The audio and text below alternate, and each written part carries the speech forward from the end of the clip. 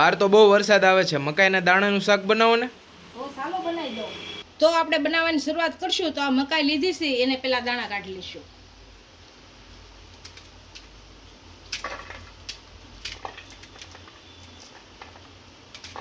આ રીતે બધા કાઢી લઈશું. મકાઈ દાણા આપણે કાઢી લીધા છે, આને બાફી લેશું. તપેલીમાં પાણી મૂક્યું છે, એમાં નાખી દઈશું બધા.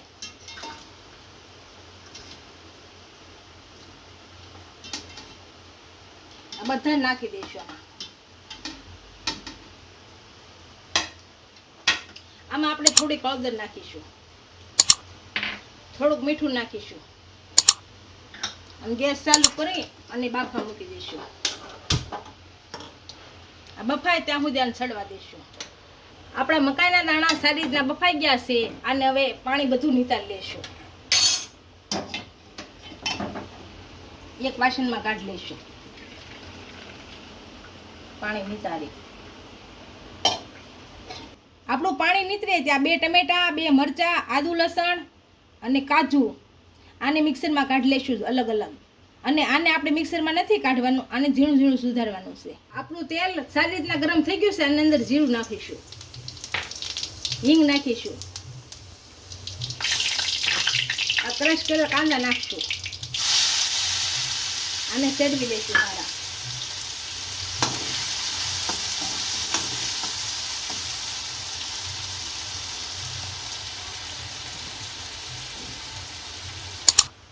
આપણા કાંદા સારી રીતના સડી ગયા છે. આમાં આદુ, મરચા અને લસણની પેસ્ટ નાખીશું.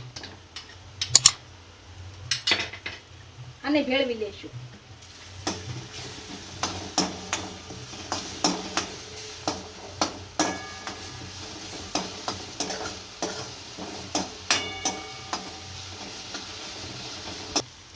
હવે આપણે ટમેટાની પ્યુરી નાખીશું.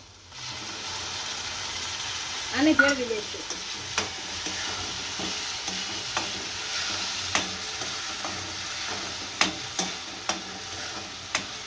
અને સડવા દઈશું. હવે આપણે આની અંદર ધાણા જીરું પાવડર નાખીશું, હળદર પાવડર નાખીશું, શેકેલું જીરું નાખીશું અને લાલ મરચું નાખીશું. તેલ છૂટું પડે ત્યાં સુધી આને સડવા દઈશું.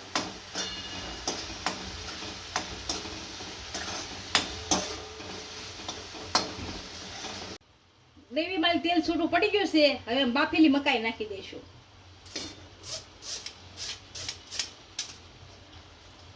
આને ભેળવી નાખીશું.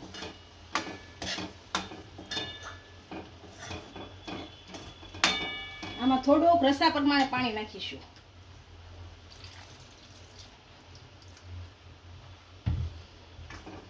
આને ભેળવી નાખીશું. હવે આને સડવા દઈશું. આપણું શાક સારી રીતના સડી ગયું છે. આની ઉપરથી ગરમ મસાલો નાખીશું. આને ભેળવી નાખીશું.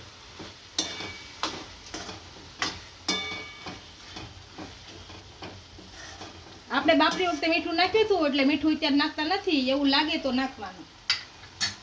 હવે ધાણા નાખી હવે આની ઉપરથી આપણે કાજુની પેસ્ટ નાખીશું, જે મિક્સરમાં કાઢી હતી એ 2 ચમચી. આપણું મકાઈનું શાક તૈયાર થઈ ગયું છે. એને આપણે સર્વ કરી લઈશું.